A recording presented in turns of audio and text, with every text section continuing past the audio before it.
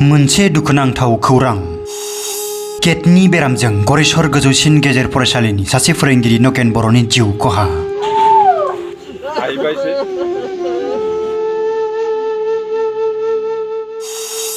Again बर'नि रुंसारि जानायाव ओनसोल नाङैनो दुखुनि सायखं साग्लोबदों।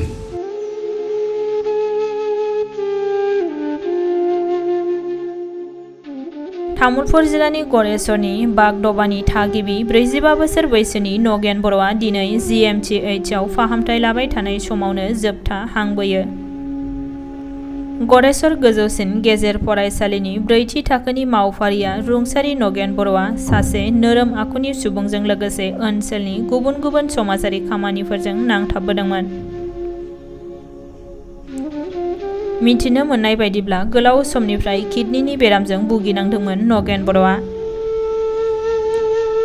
दिनै नगेन बर'नि अबथिरायै रुंसारि जालांनायाव ओनसोलनि सुबुंफोरजों लोगोसे गरेस्वर गोजौसिन फरायसालिनि फरायसा फोरोंगिरिफोरा गोथौ दुखु मोननाय फोरमायो।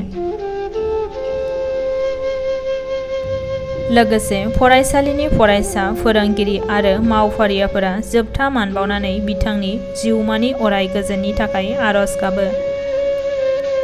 थैनाय समाव अनजालि बिसि, सासे फिसाज्ला, सासे फिसाजोजों लोगोसे नखरनि बाय बाहागिफोरखौ बे संसाराव अरायनि थाखाय नागारलाङो।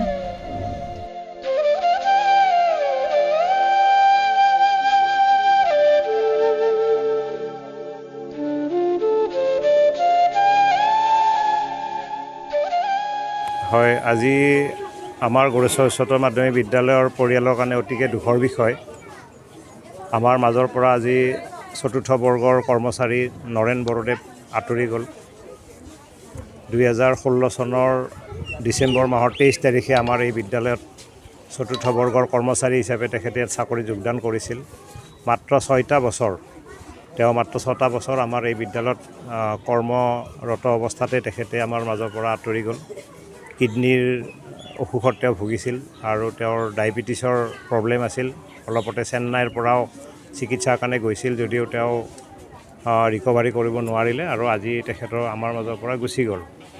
তো আমি গড়েশ্বৰবাসী ৰাইজে বেছিভাগ মানুহে আমাৰ নৰেন চন্দ্ৰ বড়োক চিনি পায়। তেখেত একগৰাকী অতি মৃদুভাষী, খুব কম কথা কয় আৰু অতি মৰমীয়াল প্ৰকৃতিৰ এগৰাকী ব্যক্তি আছিল আৰু সামাজিক কামবিলাকতো তেওঁ জড়িত আছিল। তেখেতে যিটো বড়ো আন্দোলন হৈছিল সেই বড়ো আন্দোলনৰ সময়তো নিজৰ জনগোষ্ঠীৰ হকে তেওঁ আন্দোলনত জড়িত আছিল আৰু কেতিয়াও তেওঁ মানুহক, আজি মই 6 বছৰে তেওঁক পালোঁ নিজৰ সহকৰ্মী হিচাপে আৰু মই এনে ব্যক্তিগতভাৱে মোৰ ভাতৃৰ নিচিনা তেখেত আছিলে। কোনোদিনে তেওঁ কাকো এষাৰো টানকৈ কথা কৈ পোৱা নাই। এইটো তেওঁৰ এটা বিশেষ গুণ, অতি ধৈৰ্য তেওঁৰ আছিলে। তো এনেকুৱা এজন ব্যক্তি আমাৰ মাজৰ পৰা ইমান কম বয়সতে হেৰাই গ'লে আমি সঁচাকৈ মানসিকভাৱে আমাৰ পৰিয়াল গড়েশ্বৰ হাই ছেকেণ্ডেৰী পৰিয়ালটো ভাগি পৰিছোঁ আৰু আমি আজি সকলোৱে মিলি ছাত্ৰ ছাত্ৰী, শিক্ষক, কৰ্মচাৰীবৃন্দ সকলোৱে মিলি আমি তেখেতক এবাৰ আমি শেষ শ্ৰদ্ধাঞ্জলি জ্ঞাপন কৰিলোঁ আৰু তেখেতৰ যাতে মৃতকৰ আত্মাই শান্তি পায় মই এটা ভগৱন্তৰ ওচৰত প্ৰাৰ্থনা কৰিছোঁ আৰু পৰিয়ালবৰ্গলৈ মই সমবেদনা জ্ঞাপন কৰিছোঁ।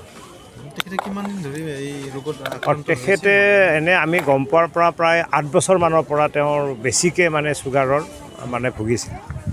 তেওঁ কম কথা কয়, সেইটো কাৰণে বহুত কথা তেওঁৰ পৰা জনাও নাযায়, কিন্তু ব্যক্তিগতভাৱে আমি 2-এটা কথা যেতিয়া সোধোঁ চুগাৰটো তেওঁৰ কণ্ট্ৰল নহয়, যাৰ কাৰণে তেওঁৰ এটা সময়ত কিডনিৰ এটা প্ৰব্লেম হৈ গ'ল।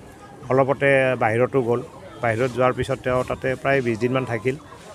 তথাপি তেওঁৰ হয়তো ৰিকভাৰী নহ'ল। এতিয়াতো আপোনালোকে গম পালে যে আমাৰ GMCHত আজি অকল সেইটোৱেই কিডনিৰ ডায়েলিচিছ কৰিব লগা অৱস্থাত আছিল। আজি ব্লাড দিয়াৰ কাৰণে মানুহ গৈছিল, কিন্তু তাৰ আগতে তেখেতে শেষ নিশ্বাস ত্যাগ কৰিলে। তেখেতৰ কাৰ্যকাল কিমান বছৰ আছিলে?